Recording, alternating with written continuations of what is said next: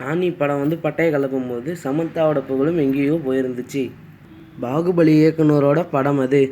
அந்த படம் தான் இவரது ரசிகரான சீனிவாச ராவுக்கு முதல் படம்.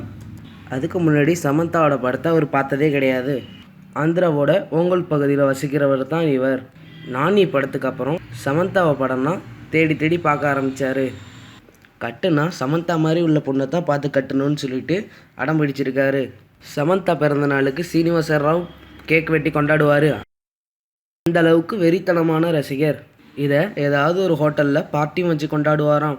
ஒரு நாள் திடீர் வயிற்று வலின்னு ஹாஸ்பிட்டல் போயிருக்காரு.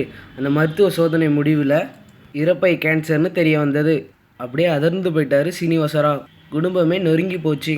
எப்போதும் சமந்தாவோட படத்தை பார்த்த மாதிரியே நம்ம பொழுத போக்கிட்டு இருந்தார். கல்யாணமே வேணான்னு சொல்லிட்டாரு. சாகரத்துக்கு முன்னாடி சமந்தாவோட கல்யாணத்தை பார்க்கணுன்னு சொன்னார். சமந்தா ஹைதராபாத் பிஆர்ஓ மூலியமாக வர சொல்லி சொன்னாங்க. சீனிவாச ராவுக்கு அவ்வளோ வலி. துன்பத்திலும் அவரோட கனவு கண்ணியை பார்க்க போகிறோங்கிறது சந்தோஷத்தில் கிளம்பி வந்தார். ஏர்போர்ட்டுக்கு கார் வந்ததும் ஆடி போனாங்க. பெரிய ஸ்டார் ஹோட்டலில் ரூம் போட்டு தங்க வச்சாங்க. சாயங்காலம் வந்தாங்க அந்த கனவு தேவதை சமந்தா. ரொம்ப முடியெல்லாம் கொட்டி உருக்குலைஞ்சு போய் இருந்தார் சீனிவாச ராவ். கண்கள் கலங்கி போனாங்க சமந்தா. கேக் வந்தது. அவர் முன் கேக் வெட்டி ஊட்டி விட்டுருக்காங்க சமந்தா. கதறி அழுதுட்டாராம் இவரது ரசிகரான சீனிவாச ராவ். மறுநாள் ஷூட்டிங்க்கு கூட்டிகிட்டு போயிருக்காங்க. அங்கே இவருக்கு ஏகபோக மரியாதை. 3வது நாள் அவர்களை வழி அனுப்பிச்சி வச்சாங்க சமந்தா. அடுத்த 6 மாதத்தில் சீனிவாச ராவ் இறந்து போயிட்டார்.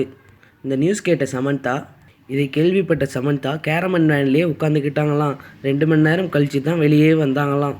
தன்னுடைய ரசிகர் நினைவா கேன்சர் நோயாளிகளுக்கு உதவ தன்னுடைய தலைமுடியையும் கொடுத்து விட்டாங்களாம் சமந்தா. ஒரு படமே கைவிட்டு போச்சு அப்படின்னு சொல்கிறாங்க. அதை பற்றியெல்லாம் கேர் பண்ணிக்கவே இல்லை.